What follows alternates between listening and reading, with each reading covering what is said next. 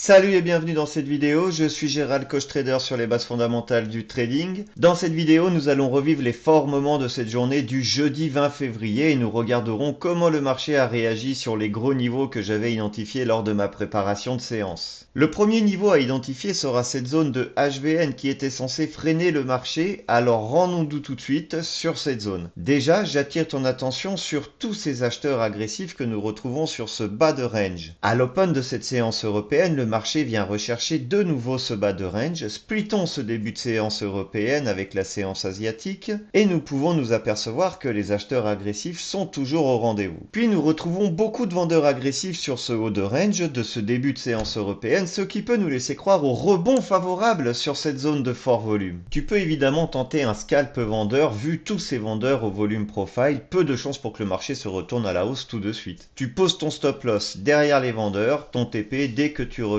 sur les acheteurs agressifs. Alors regarde, le marché revient tester ce bas de range et tous ces acheteurs agressifs, donc fin du trade. Le TPOC s'ouvre, retracement du TPOC, nous pouvons nous apercevoir que les vendeurs agressifs sont toujours bien présents, tout porte à croire que le marché va partir à la baisse. Tu peux reprendre un trade vendeur sur le retest de cette zone grâce aux vendeurs. Ton stop loss comme précédemment derrière les vendeurs agressifs, ton TP sur la zone de HVN. Mais attention, regarde ce qui est en train de se produire, ce n'est pas sans compter sur la défense des acheteurs passifs face aux vendeurs agressifs. De plus en plus de vendeurs agressifs alors que le prix ne cesse de partir à la hausse. Il est peut-être le moment de fermer ton trade. Nous nous retrouvons dans un véritable cas d'absorption. Les vendeurs agressifs auront beau essayer de mettre le paquet, les acheteurs passifs continueront de défendre cette zone. D'où l'importance de bien analyser un mouvement et de comprendre pourquoi le marché n'a-t-il pas poursuivi son mouvement à la baisse. Alors maintenant tu me diras que face à cette absorption des vendeurs agressifs par les acheteurs passifs, pourquoi pas tenter le trade acheteur? Bah tout simplement parce qu'il est beaucoup plus compliqué de se battre face à la visible, face au contraire du sens moral et surtout voyant tous ces gros niveaux que le marché va devoir casser pour aller de plus en plus haut. Et puis quand est-ce qu'il va s'arrêter? Pour le coup je te rappelle que nous ne sommes que dans la séance européenne et qu'il est quand même rare que le marché fasse des mouvements directionnels de plus dans un range de 4 jours comme celui-ci. Et c'est pourtant ainsi que le marché va réussir à casser ces zones de VPOC pour venir rechercher cette zone de Fair Value Gap qui, regarde, est quand même renforcée d'un LVN. Et bah il va même finir par casser ce LVN au beau milieu de cette zone de Fair Value Gap. Et c'est finalement ici,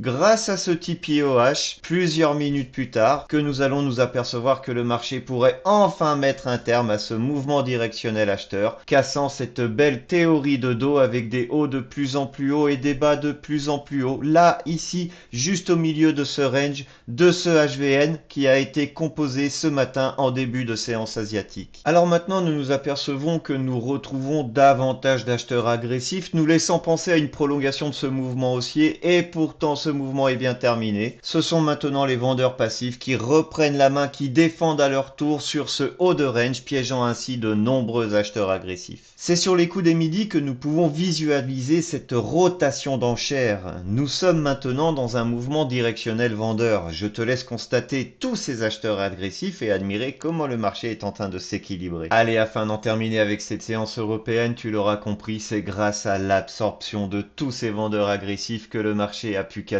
ces HVN, ce LVN, ce Fair Value Gap afin de pouvoir retrouver les hauts de la séance asiatique. Le 14h30 n'aura eu aucun impact sur le marché, au contraire il aura contribué à équilibrer la séance de midi à 15h, qui pourtant lui d'habitude a toujours une tendance à être très volatile, surtout lorsque nous attendons une annonce économique. Nous lui décompterons que 90 ticks ce jour-là, plutôt rare pour un 14h30. J'aimerais aussi attirer ton attention sur ces 4 mouvements différents. J'aurais nommé la séance asiatique, la préouverture des marchés européens, la séance cash européenne, jusqu'à midi, et l'entre-midi et on va dire l'open du marché américain, plutôt aux alentours de 15h. Mais au final, regarde bien, si nous mergeons, c'est-à-dire si nous rassemblons ces 4 séances ensemble, eh bien nous pouvons nous apercevoir que nous avons un marché en parfait équilibre. Un TPO profile quasiment similaire à son volume profile, des zones de rejet quasiment identiques, aussi bien sur le haut que sur le bas du range, et des zones d'équilibre quasiment identiques avec un POC et un VPOC quasiment alignés. Finalement, nous apercevons que nous retrouvons davantage d'acheteurs agressifs sur le bas du range et davantage de vendeurs sur le haut du range. Regarde cette ouverture du TPO haut. Tous ces vendeurs qui sont de nouveau en train de se faire absorber. Ah non, finalement ça se termine avec un joli petit volume profile juste avant l'open du marché américain en quasi parfait équilibre, lui aussi, des vendeurs sur le haut de range et des acheteurs sur le bas de range. Allez, c'est parti, ouverture du marché américain, nous retrouvons tout de suite une belle brochette de vendeurs sur le TPOP et maintenant je te laisse admirer l'absorption des acheteurs agressifs qui ont tout fait pour résister face à la pression des vendeurs passifs, mais c'est finalement d'absorption en absorption de ces acheteurs que le marché part avec violence à la baisse.